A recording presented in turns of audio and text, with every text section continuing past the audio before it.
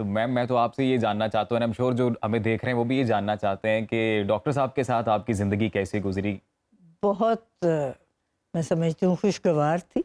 Doctor صاحب اصل میں بچپن میں یتیم ہو گئے تھے. ان کی والدہ کا تو انتقال ہو گیا جب میرا خیال ہے یہ 6-7 سال کے تھے، اور والد کا انتقال ہو گیا 13 سال جب تھے ڈاکٹر صاحب کی عمر. تو انہوں نے تو گھر میں کوئی محبت شفقت کا پہلو دیکھا ہی نہیں تھا.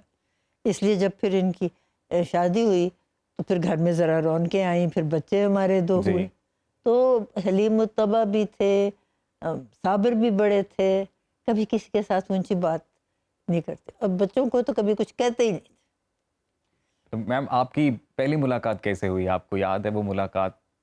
جی میں اور ڈاکٹر صاحب کو یونائٹڈ نیشنز میں ملی تھی نیو یارک میں.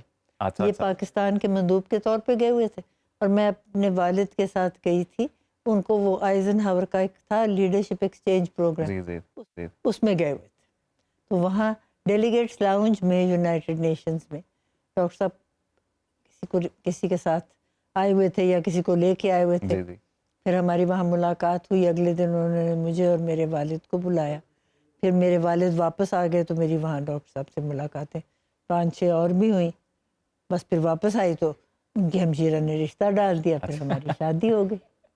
تو پہلی ملاقات آپ کی کیسی تھی ڈاکٹر صاحب کے ساتھ؟ آپ کو کیسی فیلنگ آئی؟ ان کی شخصیت کیسی تھی؟ ڈاکٹر صاحب نے میرا خیال ہے کبھی دانت ہی نہیں صاف اچھا. کیا. سگریٹ بہت زیادہ پیتے تھے، تو نکوٹین کے سٹینز ان کے ہاتھوں میں بھی تھے اور ان کے دانتوں میں تھے. اب تو لوگوں نے بہت سارے میرا خیال ہے اس کے علاج نکال ہاں لیے جی، ہوتے ہیں نکوٹین کا، اب تو اور بڑے ویسے پروڈکٹس آ گئے. سگریٹ کا رواج بھی چلا گیا، شکر ہے خدا کا. ڈاکٹر صاحب نے بھی چھوڑ دیا تھا سگریٹ پینا، اور میں نے نہیں کچھ کہا اپنے طور پہ. یہ بھی غنیمت ہے. ٹی وی پہ اشتہار آیا خودکشی کرنے کا آسان طریقہ، کوئی ریلوے کی ٹریک پہ آیا ہوا ہے، کوئی اپنے آپ کو سولی پہ لٹکا رہا ہے، کوئی نتیجہ نہیں ہوتا کہ لوگ بچا لیتے. آخر وہ سگریٹ پینا شروع کرتا ہے تو اس کے اندر سے سارا. تو ناصرہ صاحبہ ایسی کیا بات تھی ان کی شخصیت میں جس نے سب سے زیادہ امپریس کیا، جس نے سب سے زیادہ متاثر کیا آپ کو؟ بس میں تو یہی سمجھتی ہوں، ایک تو حلیمی ان کی طبیعت، کبھی کسی ملازم سے بھی اونچی بات نہیں کی، کبھی کسی بچے سے کہ انہوں نے کچھ نہیں کہا. دوسری بات ہے کہ جیسے وہ اقبال نے فرمایا تھا نا، میرا طریق امیری نہیں فقیری ہے، خودی نہ بیچ غریبی میں نام پیدا کر. کبھی ان کو کسی چیز کی طمع ہوئی ہی نہیں. اور اگر شاید میں ان کے گھر نہ آتی تو گھر بھی وہ پرانا کھنڈر ان کا گھر ہوتا تھا. ان کی والدہ نے اپنی تھوڑی تھوڑی بچت سے، علامہ اقبال کے پاس تو آپ کو پتا ساری عمر کوئی گھر ہی نہیں ہوا تھا. تو بڑا ان کی جاوید کی والدہ سردار بیگم جو تھی نا، وہ اس بات پہ کڑتی رہتی تھی اور علامہ کو کہتی تھی آپ تو سارا دن بستر پہ لیٹے ہوئے پتہ نہیں کیا سوچتے رہے، چھوٹے چھوٹے ہمارے بچے گھر تک اپنا نہیں ہے. 500 روپے مہینہ اقبال لیتے تھے فیس، اور اس کے بعد جو بھی آتا ہے اس کہتے میاں میرے تو گھر کا خرچ پورا ہو گیا، آپ کہیں اور چلے جائیں. 500 روپے ان زمانوں میں بھی کچھ نہیں تھا. اس میں سے 100 روپے مہینہ جاوید کی والدہ نے بچا لیا ہر مہینے.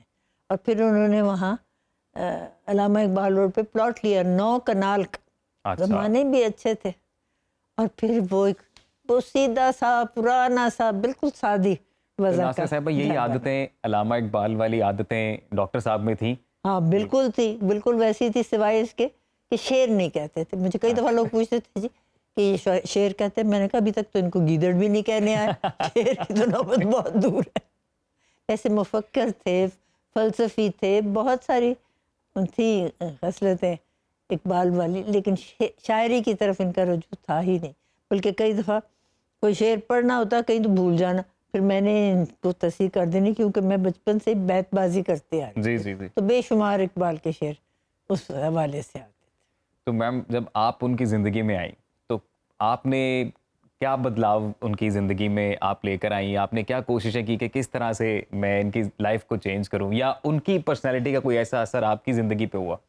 میں سمجھتی ہوں مجھے بہت سارا انہوں نے دیا دنیا کے بارے میں سبق، کے لوگوں کے ساتھ حلیمی سے بات کرنی، کسی کے ساتھ کبھی کوئی پرخاش نہیں ہونا، اختلاف نہیں کرنا، یہ ان میں بہت بڑی خصوصیت تھی. حالانکہ اتنے فلسفی تھے، سوچتے تھے. ہاں پینٹر بھی تھے by the way, G G. Artist, انہوں نے بہت سی پینٹنگ بنائی. آپ کی بنائی پینٹنگ انہوں نے؟ نہیں نہیں. آپ نے انسسٹ بھی نہیں کیا کبھی؟ نہیں کبھی. ہمارے آپس میں شکر ہے کوئی پرخاش نہیں ہوئی, اختلاف نہیں ہوا, اور جو میں نے کہہ دینا بس انہوں نے کہا, ناصرہ نے کہا یہ باتیں ہی ہوگی. صحیح. اختلاف میں ان کی کوئی یقین ہی نہیں تھا بالکل. تو ناصرہ صاحبہ پروفیشنل لائف میں وہ ایز اے لائف پارٹنر آپ کے ساتھ کیسے تھے؟ بیکاز آپ بھی جج تھیں, تو جب آپ کوئی ڈیسیجن بنا رہی ہوتی تھیں یا کوئی ڈیسیجن لکھ رہی ہوتی تھیں تو اس میں کچھ انوالومنٹ ہوتی تھی کچھ؟ جب ڈاکٹر صاحب جج تھے نا, جب وکالت کرتے تھے اور شروع عدالت میں, تو ہمارے تو بچے چھوٹے چھوٹے تھے نا, تو میرا سارا توجہ بچوں کی طرف ہوتی تھی, ان کو اسکول لے جانا واپس لانا, اور اسکول ایسا تھا جو دوپہر میں بھی کلاس ہوتی تھی, پھر لے کے جانا پھر لے کے آنا, لباس تبدیل کرنے, ان کے کھانے کا اہتمام کرنا. میں نے کبھی اور توجہ نہیں دی ان کے کام کی طرف. اور جب وہ عدالت میں تھے کبھی کوئی فیصلہ یا کوئی کیس گھر نہیں لائے, وہی عدالت سے فیصلہ کر کے آتے تھے. یہ بھی بڑی اچھی بات تھی, کیونکہ لوگوں کو کبھی یہ وہم نہیں ہو سکتا تھا کہ جی بیچ میں کسی نے مداخلت کی. کوئی کبھی ڈسکشن ہی نہیں ہوئی کسی کیس کی. صحیح صحیح صحیح. تو بس اس طرح وقت گزر گیا. اور جس وقت میں نے LLB کیا, ابھی ڈاکٹر صاحب جج تھے, جی جی, لیکن میں نے پریکٹس بالکل نہیں کی. میں نے کہا ایسے لوگ انگشت نمائی کریں گے, ایک طرف شوہر جو ہے وہ جج ہے, پھر چیف جج بن گئے, دوسری طرف بیوی پریکٹس کر رہی.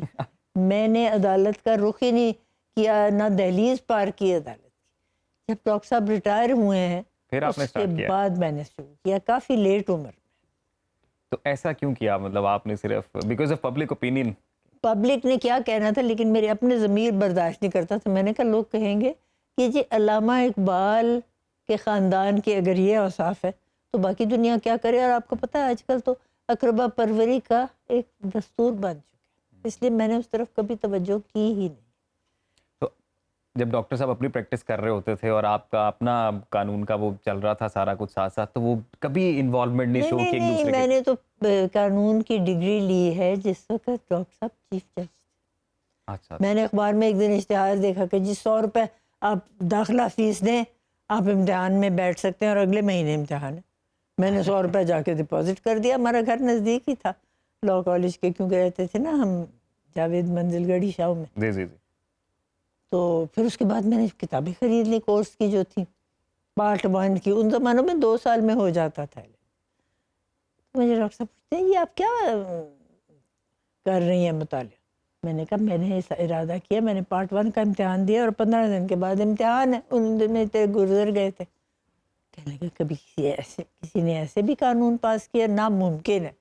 میں نے کہا چلو نہیں ہے تو نہ صحیح, 100 روپے اور میری تھوڑی سی ایفرٹ ہے.